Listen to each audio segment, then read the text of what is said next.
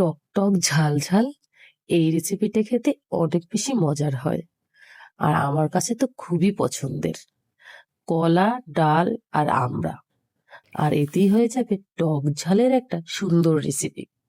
প্রথমে আমি পেঁয়াজ আর রসুন তেলের ভিতরে ভেজে দেব, আর ভাজা হয়ে গেলে আমি এর ভিতরে দিয়ে দেব একটু পানি। হলুদ মরিচ যাতে পুড়ে না যায় এজন্য। আর এবারে আমি খুব সুন্দরভাবে মশলাটাকে কষিয়ে নেব, যাতে করে এর ভিতর থেকে একদম কাঁচা কোনো গন্ধ না আসে। আর সুন্দর মতো কষানো হয়ে গেলে আমি এর ভিতরে দিয়ে দেব ডাল। আর ডালটাকে আমি খুব সুন্দরভাবে কষিয়ে নেব। আর ডালটা যখন কষানো হয়ে যাবে তখন দিয়ে দেব আমড়াগুলো। আর আমড়াগুলো দিয়ে আমি একটু নেড়ে চেড়ে নেব। আর এটা যখন নাড়াচাড়া হয়ে যাবে এবং সুন্দরভাবে কষানো হবে, তখন আমি দিয়ে দেব কলা। আর কলাগুলো দিয়ে আমি আরো ভালোভাবে কষিয়ে নেব। এভাবে সুন্দরভাবে কষিয়ে এটা যদি রান্না করে, এটা খেতে দারুণ হয়।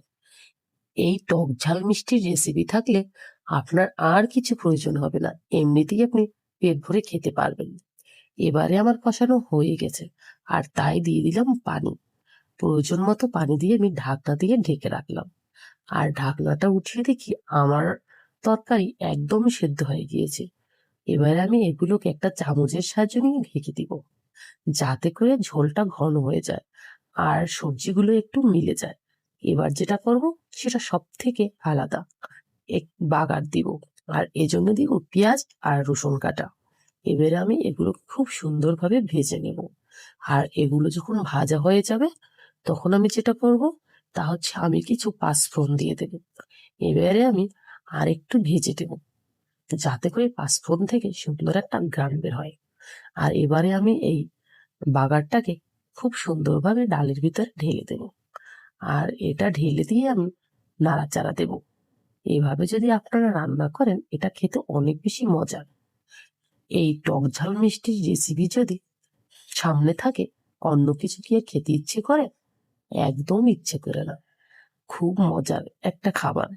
আপনি যাই খান না কেন, এটা যদি না খান, আপনার একদম তৃপ্তি আসবে না।